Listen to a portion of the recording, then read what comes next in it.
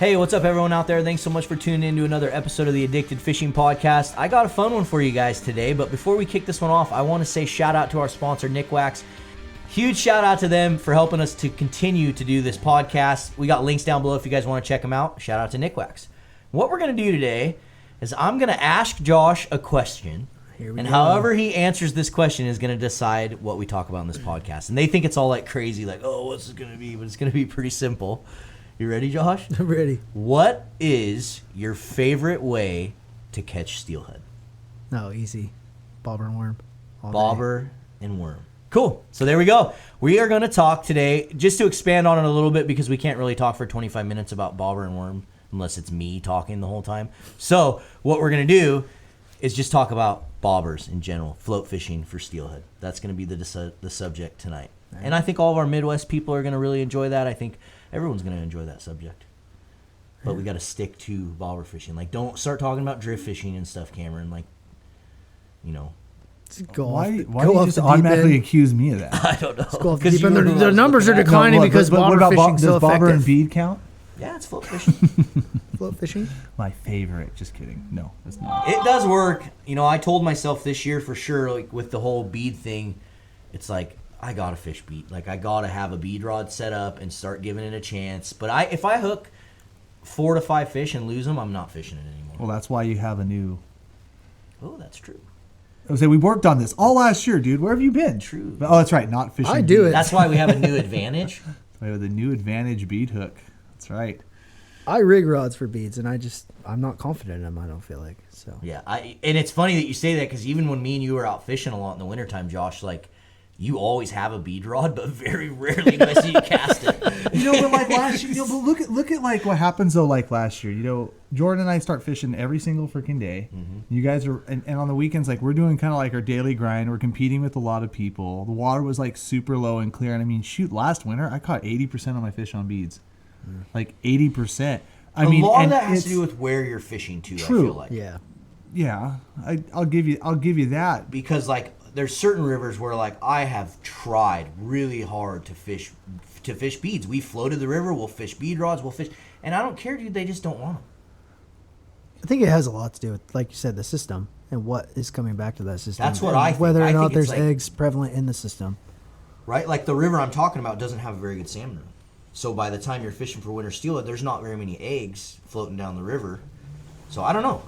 It's weird. I mean, I know guys catch them on that river on beads, and I've actually hooked a couple on beads, but it's definitely not the best method. Well, let's think about this. So, like that river, it's a high canyony. Like the areas you mainly fish are bouldery, and you know, let's take the lower float, maybe the lower half of the lower float out of it.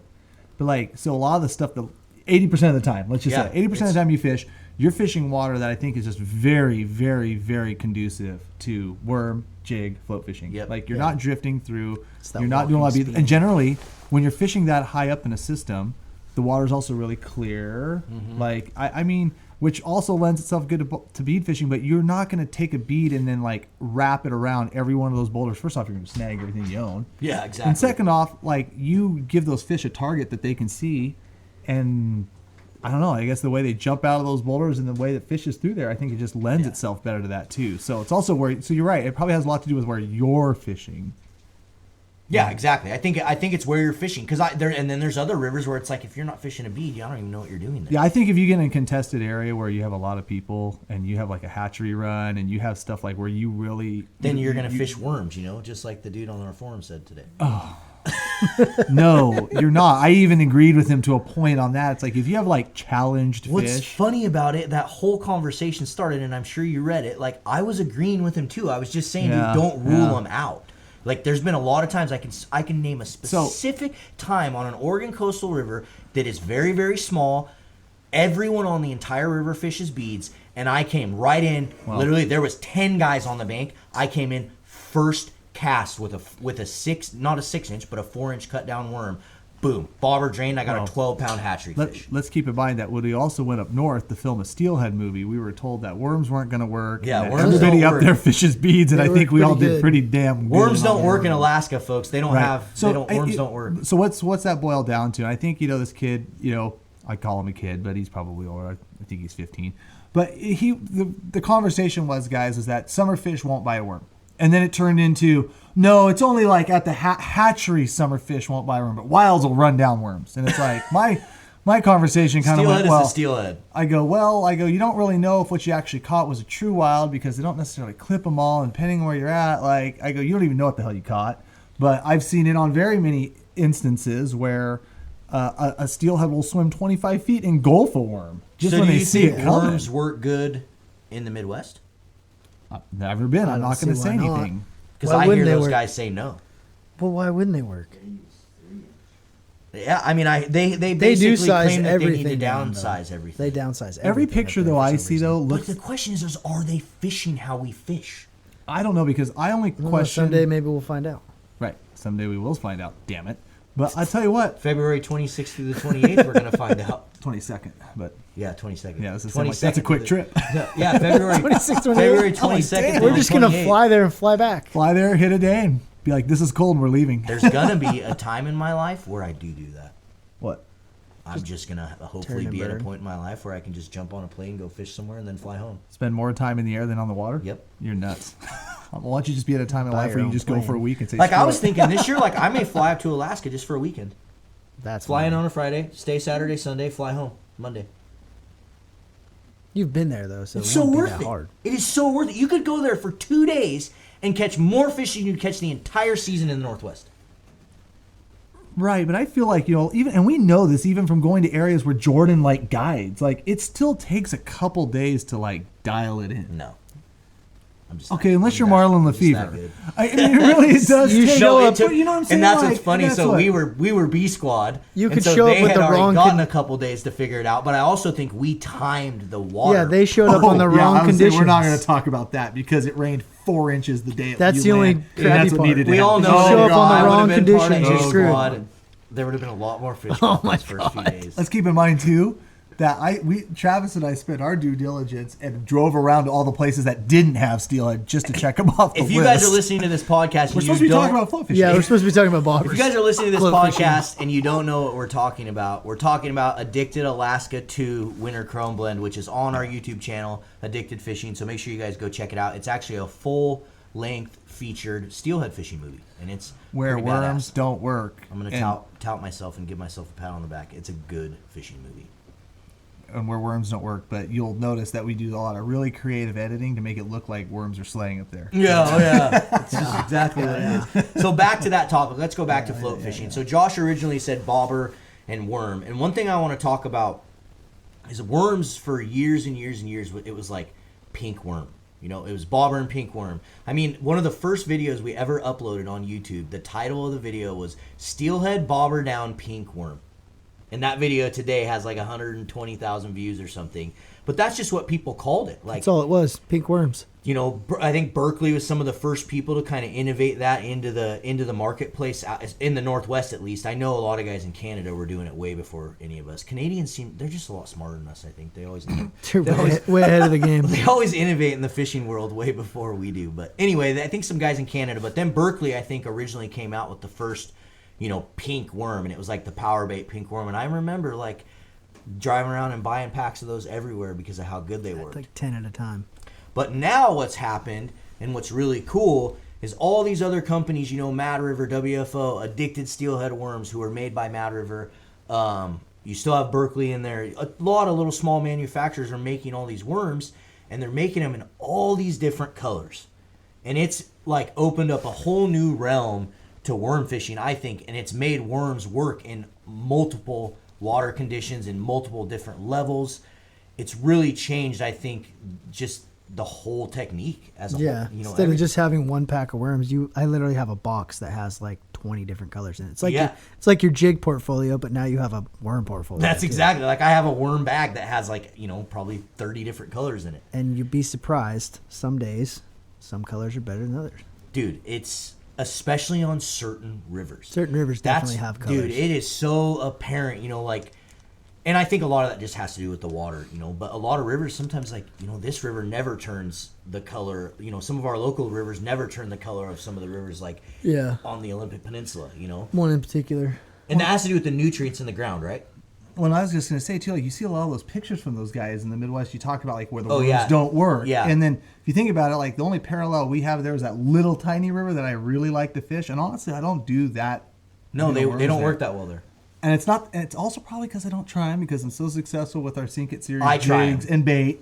Yeah, I fish them and they beads do not work that and well. beads just murder. But I also think going back to what we talked about earlier, where your places that you fish 80% of the time in that upper river, there's none of that in there. And so when that water gets low, what do those fish do? I mean, they're looking for cover in riffles. They're looking for cover not in those deep, boily, bouldery canyons. Yeah. There or in spots like that. Or It's so true. but in that river they're looking for riffles, which is a lot more conducive to fishing a bead as well. But it'd be interesting to see, like, if this year when you're fishing on that river, if you just always had one rod, token worm rod, just ready with I've caught one fish on a bead on that bottom river. guarding. You know, a lot of times you're like dragging. One fish on a bead on that river that you're talking. No, the other one. Oh, his. Yeah. Yes. Mine. The local His. one. These guys are like, what in the hell? We're trying to not name a river name, but tell them what river we're talking Even about. though we can tell you, it doesn't really matter. If you guys, again, like I know some of you guys may be new to the podcast or new to the Addicted brand, we keep river names out of our content just because we have a lot of followers. We have a lot of people that listen to what we do. And fishing shouldn't be about spot chasing. It should be about, you know, having fun, getting out and learning the rivers. You know, some of my best memories are going to places I had never fished with some of my best friends and learning it, you know, taking 2 or 3 trips, 4 trips before we did good. Or some of the greatest memories are when we went there for the first time and smashed them. So, like, but you do that every time, like when you go to Alaska, you're just gonna go fish. Okay, First time, okay, just check every it. time. but no, seriously. So we keep river names out in respect to the people that have spent a lot of time learning those rivers, to the respect to the locals, and just because I don't see the point in chasing reports. Make your own report, don't chase them. So that's why we keep river names out of the content. Hope you guys appreciate it. And if some of you guys don't, sorry. This is what it is. Back to float fishing. Back Yeah. float fishing. I was gonna say, I'm like, I can continue on that subject for a while, but I'm not gonna. Yeah, I think I covered it Go pretty back well. to some float fishing here. So, what's your favorite color worm, Josh? Red pearl. It's not red pearl anymore. It's What is called it called the now? Redemption. It's still. It's red pearl in my book. Damn It's it. money because it's so like versatile. It Fishes is. low, fishes high, fishes everything. It fishes really well in all water clarities, all different You levels. wouldn't think this is a low clear water worm. Oh, that's. And this is, so what Josh is talking about is our Redemption worm, which is Guys on available on our YouTube. website, addicted.fishing. And we have a whole bunch of different colors on there that you can choose from. But basically, it's like a subdued red color, like a little bit lighter color red with a white, pearl white tail. And it works really well. But there's some new ones that are coming out that I think are going to be Yeah, just we as got money. some new ones in 2021 that are definitely going to be Yeah. some officials. Cam, what's your favorite worm? Peachy pearl. You want to know why? The Peach Legend. The only reason why. Yeah. The only reason why it's my favorite color is because I know I'm never gonna cast on the hole before you. So like I It's know your that, and it's last. gonna be a red pearl going through there Yeah. first, so I have to be different. Well, Sean, who's actually in the podcast studio right now, he caught his biggest fish ever on a Peach Legend worm. That's right. So, Peach and that Legend worm is really, hard to beat in again, I certain think that's water Cam's clarity. favorite worm as well, because one of the rivers that he likes to fish a lot, that water is always a really good glacier, awesome green color to fish that worm. Yeah, And 2 to 3 foot viz, some days at most, and it generally fishes really good when it's a little higher. Despite what that kid said online today. You know what we need to do? We need to make like an infographic that has all of our worms laid And out, what they're and then best next for. to each one, it will tell people like where the water you would fish these worms in. That's a good idea. That could actually work for. Yeah. We should just start naming them after else we know? rivers. Oh yeah. Gonna call this one the Cowlitz. Oh shit, river name. Only worked Oh, on this shit. river. Well, I know where the pink and yellow one's at. Where's that one? Where's the ugly one at? Disco. The disco There's worm. disco worm. Yeah. I do like the disco. Yeah. There's some of the other companies out there too, like Jimmy from Mad River. He makes his nightmare worm, which is just like a blood red with a black tail. That's just a killer. He also Killer, has one killer, called low clear. Steely Sorbet or something. That's like, or it's like just the perfect pink, the perfect orange, and it works so good. And you know what? But here's the thing: like, why do you have all these different worms? You know, so I saw a question on our forum a couple of days ago, and it was like, why do you have you guys have 15 colors of worms? If they all work so well, why don't you just have 2? Why don't you just have 3? Now let's just be honest. I mean, you need to have a lot of worms that work with your condition. So like, you know, you got these like bright pinks, and then you've got these subtle down colors. You got these colors that have wicked tails and high contrasts, right? You get the MJ Reloaded, you got the black one. But even within those groups, like we have a Clearwater pack and something like that, but you know, where you have all like the subdued colors and you have all the bright colors, but you got to be different than everybody else that's fishing there. Because a lot of steelheaders 100%. like Marlin like to fish worms. Yeah, it's just good like to have, changing out your jigs when you're fishing a hole. exactly. Switch it up. Same thing as changing out jigs. The same reason you get in a bass fisherman's boat and he'll have every single color of Senko that's on the market, because it's just that's fish. Like, and I've seen it so many times where on some rivers one color worm works way better than on other rivers, and so it's just I always try to keep. And then the same is like if you're on the same river in the same day and the water's different, you know. If you know some holes, if it's like a super deep hole, I may change the worm out to a lot brighter worm because I'm fishing like a deep hole and I'm trying to get the attention of those fish that may be sitting deep. So it's really, really good to have all different color worms. You've got a story about that. Just, you know, I mean, we were using jigs that day, but like if you don't think that sometimes a certain worm color, whether it be bright or subtled or subdued down, that can trigger a bite. You're not in the same realm. Exactly. You need to spend some more time on the water and see. Well, and it's try funny. experimenting I finally posted the YouTube link today in that forum thread on the Addicted Fishing forum of us on that southern coastal river where we're fishing for those hatchery fish. Mm-hmm. And actually, you weren't on there because you had left. But like that hole we were fishing is literally like one of the most popular hatchery holes on the river. The water was about as low as it gets. It was like 100 CFS. And we sat there and teed off on hatchery steelhead with worms. And it was like you'd catch 2 or 3, then you'd change your color, run a different color through there, boom, you'd get another one. Oh, that's right. I had bad news for that guy in the forum. Like those were actually those stocks of fish, by the way, those early stocks they put in there. Yeah. They are from that. I know. So it's like, oh yeah. I know, and that's what's so Well, those funny won't bite about it. worms like they bite worms, dude. And probably what it is, and what's Perception. You know, it's not even. Well, probably what it is again is he just if he is young, he doesn't have much experience. Like he hasn't fished in all these different scenarios. And I could say the same thing like when I was. I mean, I remember when I was 18, 19, I was a punk little cocky kid, and I thought that like all these little things worked good. And nothing else worked. Like when I bass fished, it was And like, you know, I'm not if you don't gonna fish a doubt- spinnerbait, you're an idiot. And I'm not Black gonna and blue doubt. laminate Senko. Exactly. It's the only color. It's the only color, black That's and what it blue. used to be. I'm not going to doubt for a second that kid shows up down at the he hatchery probably hole smashes. and with those old boys and gives it to him because Yeah. he was saying some of the right things, you know, or what I would perceive, like I said, perceptions, everything, perceive are the right things. Where he's like, oh yeah, you know, you got to settle it down, 1/32 ounce, 1/16 ounce jig, a little meat. Well, it's just, you know, summer stuff. Like, oh yeah, you got to do that. We've in those done that a lot. You got to do that in the highly competitive spots. But I'm like, if you don't think that if I throw a pink worm into like some fresh freaking tide water and find a steely hanging behind a stump and he's not going to run out 20 feet and just engulf it, like you've not it's just the seen same steelheading as like beads. I have. I mean, if you don't fish a worm, you're gonna miss the fish that you would have caught on a worm. Exactly. You know, you're only gonna exactly. catch the fish that you're gonna And that's the catch. other thing, you know, when you're fishing out there, every fish is different. Like that's what I love about steelhead is they're all, like you could see a hole and see 6 of them in a hole, and for some reason 5 of them won't bite, but the 6th one will eat every damn thing that goes in front of him. Mm-hmm. And so it's, or, you know, those 5 that weren't bite, you'd switch between 3 or 4 different worms, and finally on the 4th worm, one of those 5 steelhead decides he wants to eat it. I've just seen it too many times, seen it in videos, seen it in real life.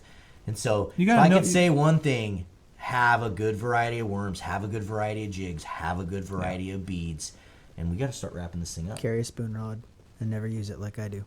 Yeah, but we'll have spoons for another That's the discussion. one that you always see me to carry and that I never use, and I always go to the bobber rod. Yeah. It's because we're fishing too fast. Bobber Talk fishing's about my spoons, favorite. That's a fact. I'm always rushing people. That's it. Let's We're go. Let's fishing, get out we're of this hole. fishing. Come on, Go. next hole. Next one. Next hole. Fast. There's nothing in here. It's hunting.